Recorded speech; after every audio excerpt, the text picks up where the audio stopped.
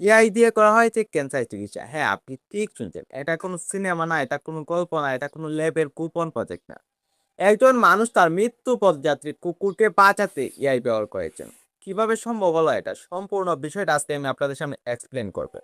Australian একটা একোদ্যোক্তা, নাম তার পল কলিনস। তিনি একটি কুকুর পুষছিলেন। কুকুরের নাম হচ্ছে রেজি। তিনি হঠাৎ দেখলেন রেজি বেশ কয়েকদিন ধরে ঝিমাচ্ছে, খাওয়া-দাওয়া করছে না, বেশ অসুস্থ। তাই তিনি কুকুরকে একজন ডক্টরের কাছে নিয়ে যান এবং ডক্টরের কাছে নিয়ে যাওয়ার পর কুকুরের পায়ে একটা বড় ক্যান্সারাস টিউমার ধরা পড়ে এবং ডক্টর পল কলিনস বললেন যে কুকুরটি আর বেশিদিন বাঁচবে না। কুকুরের সময় খুবই কম।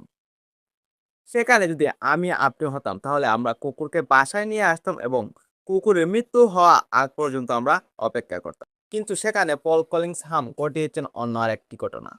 তিনি এআই ব্যবহার করে কুকুরের জন্য পার্সোনালাইজড mRNA ভিত্তিক একটি ভ্যাকসিন ডিজাইন করেন এবং সেই ভ্যাকসিন দিয়ে কুকুরকে সুস্থ করে তোলেন। প্রথমে রেজি টিউমার থেকে টিস্যু সিম্পল নেওয়া হয়। তারপর সেই টিস্যু থেকে ক্যান্সারাস সেলের সম্পূর্ণ ডিএনএ সিকোয়েন্স তৈরি করা হয়। অর্থাৎ টিউমারের ভেতরে জেনেটিক কোড বের করা হয়। এটাই ছিল পুরো প্রক্রিয়ার ভিত্তি।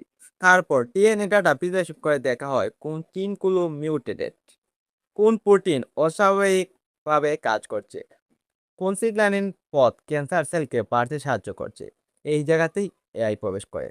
তিনি প্রথমেই ব্যবহার করলেন চ্যাট জিটিপি দিয়ে বৈজ্ঞানিক গবেষণার পেপার সারাংশ নেন, সম্ভাব্য চিকিৎসার পদ্ধতি তুলনা করেন, mRNA ভিত্তিক থেরাপি স্ট্রাকচার আইডিয়া নেন, সম্ভাব্য টার্গেট প্রোটিনের তালিকা তৈরি করেন। অর্থাৎ এআই তার রিসার্চের অ্যাসিস্ট্যান্ট হিসেবে কাজ করেছে। তারপর তিনি ব্যবহার করেন আলফা ফোল্ড দিয়ে ক্যান্সার সম্পর্কিত প্রোটিনের 3D স্ট্রাকচার বিশ্লেষণ করা হয়। কারণ যদি প্রোটিনের গঠন বোঝা যায় তাহলে সেটাকে কিভাবে টার্গেট করতে হবে তা নির্ধারণ করা সহজ হবে। এটাই ছিল পুরো প্রক্রিয়ার বৈজ্ঞানিক অংশ।